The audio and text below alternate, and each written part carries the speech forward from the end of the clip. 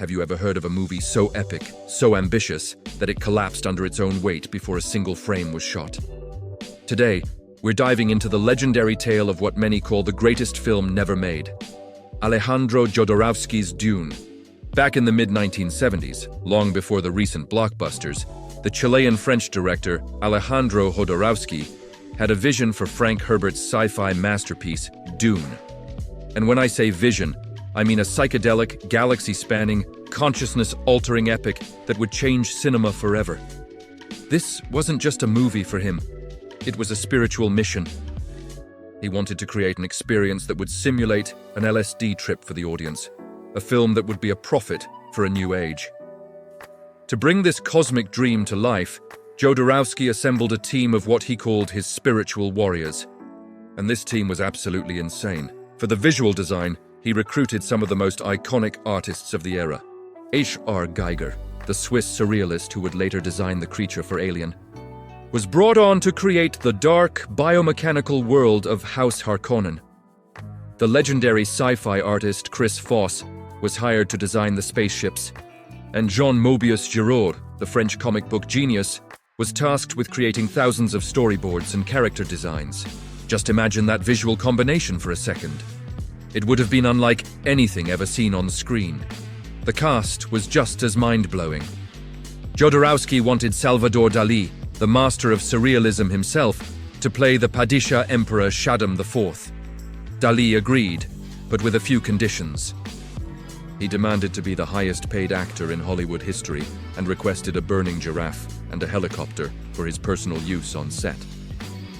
To meet his salary demands without bankrupting the production, Jodorowsky cleverly planned to use a robotic double for most of the Emperor's scenes. And it didn't stop there. Orson Welles, the legendary director of Citizen Kane, was cast as the villainous Baron Harkonnen. Jodorowsky apparently lured him with the promise that his favorite gourmet chef would be on set every single day. Mick Jagger, the frontman of the Rolling Stones, was set to play the cunning Fade Rauter. David Carradine, fresh off his kung fu fame, was cast as Duke Leto Atreides. Even Jodorowsky's own son, Brontis, underwent years of intense martial arts training to prepare for the lead role of Paul Atreides. The music was meant to be just as revolutionary. Jodorowsky approached the progressive rock giants Pink Floyd to create the soundtrack for House Atreides and the French prog rock band Magma for the Harkonnens. Can you even imagine a Dune movie scored by Pink Floyd's Dark Side of the Moon-era sound? It gives me chills just thinking about it. Jodorowsky and his team poured everything they had into pre-production. Moebius created a massive book, a kind of movie Bible, containing over 3,000 storyboards that detailed every single shot, every camera angle, and every piece of dialogue. This book was a complete visual representation of the entire film from beginning to end. They sent this colossal volume to every major Hollywood studio, hoping to secure the final $5 million needed for filming. But Hollywood was terrified. The project was too weird, too expensive, too long. Jodorowsky's proposed runtime was anywhere from 10 to 14 hours. The studios just couldn't wrap their heads around his avant-garde, spiritual vision. They saw a massive financial risk, not a cinematic revolution. And so, one by one, they all said no. The plug was pulled, the dream died, and Jodorowsky's spiritual warriors disbanded. But the story doesn't end there. The influence of Jodorowsky's Dune rippled through Hollywood for decades. That incredible book of storyboards and designs circulated among filmmakers and studio executives.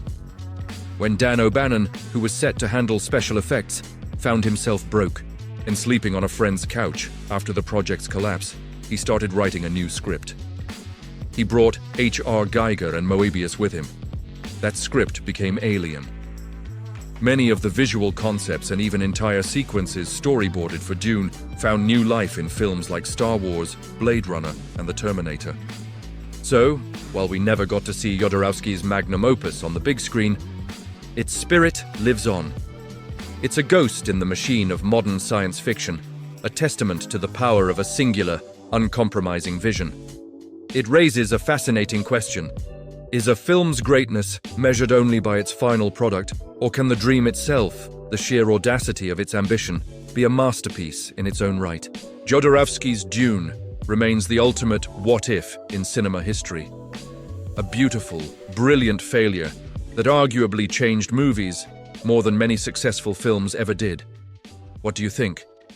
Would you have wanted to see this version of Dune? Let me know in the comments below. Thanks for watching, and if you enjoyed this journey into cinematic history, be sure to like and subscribe for more. See you next time.